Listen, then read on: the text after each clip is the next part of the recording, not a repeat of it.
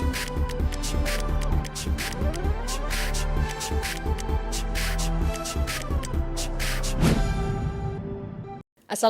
warahmatullahi wabarakatuh. Halo sahabat inovasi, jumpa bersama saya Ika Oktavianti dari Badan Penelitian dan Pengembangan Daerah Provinsi Sumatera Selatan dalam acara One Day One Innovation. Satu hari, satu inovasi, tiada hari tanpa inovasi. Sahabat inovasi, saat ini inovasi menjadi sebuah keharusan. Dunia terus berubah sehingga kita harus lebih adaptif dan inovatif.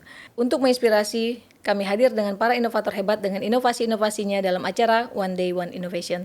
Telah hadir bersama kami di sini salah seorang dosen inovatif dari Universitas Tridinanti, yaitu selamat datang pada Bapak Padriansyah, SEMSI, CIAP. Selamat datang Pak Padri. Selamat datang. Ya, gimana kabarnya? Alhamdulillah sehat ya. Hari ini kita ngobrol tentang inovasinya Pak Padri nih yang diberi judul Gerakan Sehat Warga Lansia melalui pemanfaatan batu koral sebagai alternatif alat terapi batu refleksi ya. Iya, benar. Nah, berarti ini terkait dengan lansia Pak ya. Nah, boleh dijelaskan nggak nih latar belakang apa yang bisa sehingga adanya inovasi ini, silakan.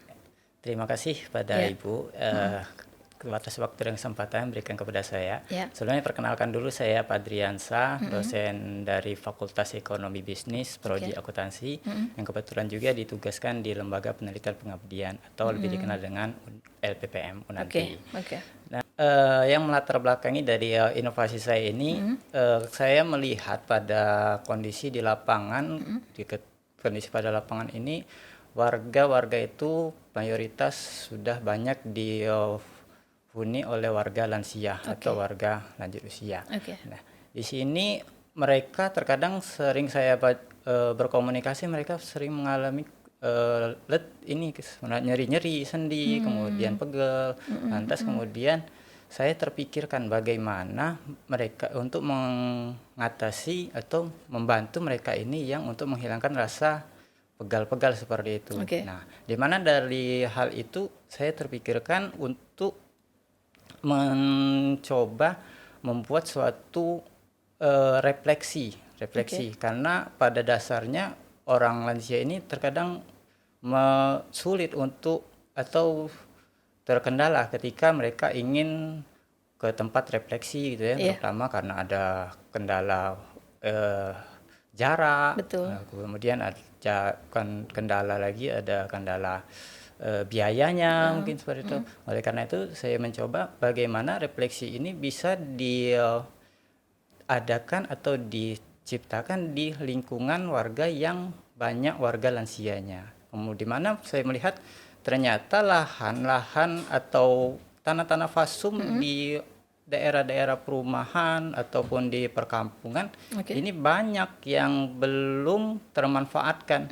Nah, bagaimana jika lahan-lahan atau tanah-tanah fasum ini dimanfaatkan, dibuatkan sebuah tempat untuk refleksi bagi warga lansia, karena kita ketahui bersama dengan refleksi ini dipercayai bisa memperlancar peredaran darah yang dapat menyembuhkan berbagai macam penyakit seperti itu. Jadi seperti itulah yang menjadi latar belakang atau alasan sehingga muncullah pemanfaatan batu koral ini sebagai alternatif alat terapi itu. Memang kita sudah sudah pernah melihat ya beberapa tempat yang memang ada batu koralnya untuk diinjak gitu ya, untuk sebagai terapi.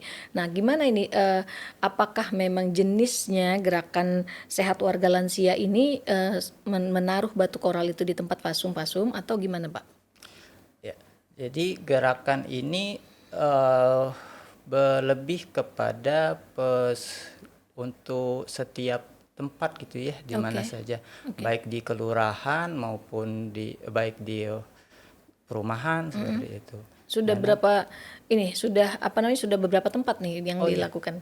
Kebetulan juga untuk yang pengaplikasian ini kita sudah pernah menerapkannya itu di Kelurahan Sako, Kecamatan Sako. Kebetulan bertepatan pada waktu itu ketepatan dengan kegiatan kuliah kerja nyata mahasiswa. Nah, hampir 70-80% yang mengerjakannya itu mahasiswa.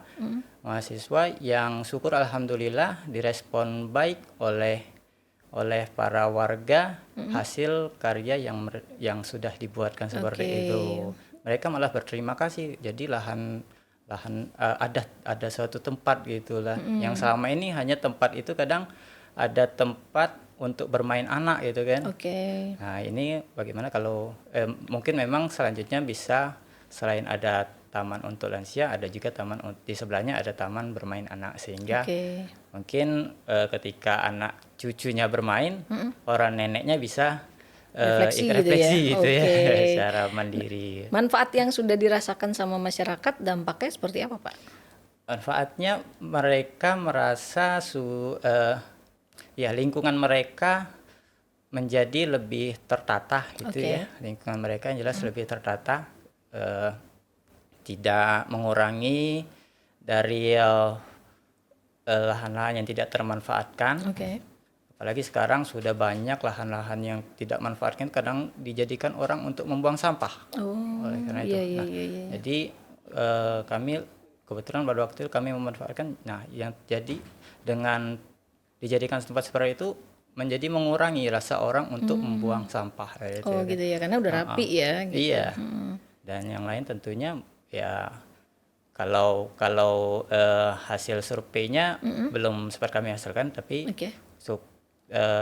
mudah-mudahan bisa meningkatkan kesehatan dari warga lansia yang menggunakan terapi itu ya.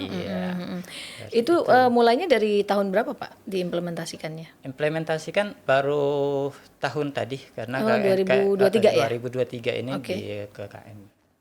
Gitu. Kemudian hambatan apa nih yang dirasakan selama melaksanakan gerakan sehat warga lansia ini? Iya. Berdasarkan laporan dari anak-anak mahasiswa itu, ya hambatannya itu mereka kesusahan untuk mendapatkan izin dari warga yang lahan itu untuk dijadikan tempat pijat refleksi gitu. Karena terkadang mereka berkeberatan, ini bukan, ini lahan saya, jadi kadang seperti itu. Bukan jadi lahan kami umum gitu bukan ya? lahan umum, jadi kami perlu koordinasi dengan RT RW apakah ini bisa dijadikan lahan untuk tempat inovasi ini diterapkan, diciptakan. Itu apa besar lokasinya atau butuh misalnya lahan yang besar atau cukup misalnya satu pojok kecil gitu atau gimana? Sesuai kebutuhan, bisa besar, bisa kecil ya. Gitu ya. Jadi udah beberapa ada tempat juga yang memang sudah dibuat gitu ya. Iya, kebetulan di depan rumah saya juga bisa juga depan rumah saya sudah saya buat. Itu koralnya ditanam gitu ya. Jadi buat jalan atau gimana? Iya, koralnya itu kita disusun yang sehingga menciptakan tonjolan.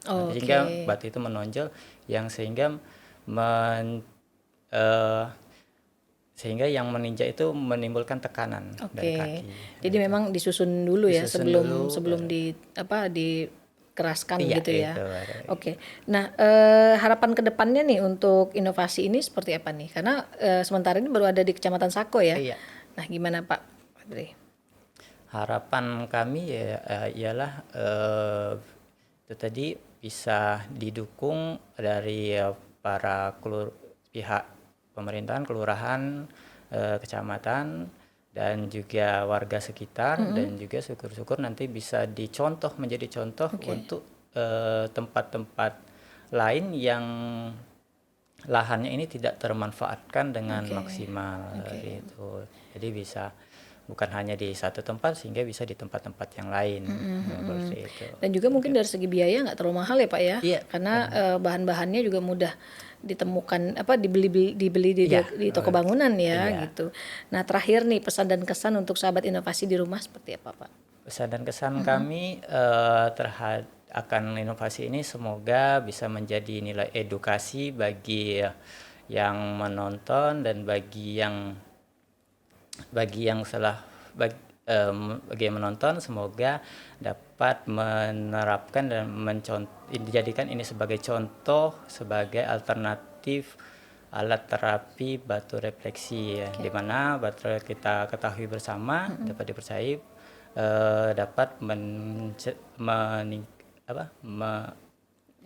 meningkatkan ya, peredaran darah itu, dan juga dapat mengurangi lahan yang tidak termanfaatkan. Silakan Pak, ucapan terima kasihnya.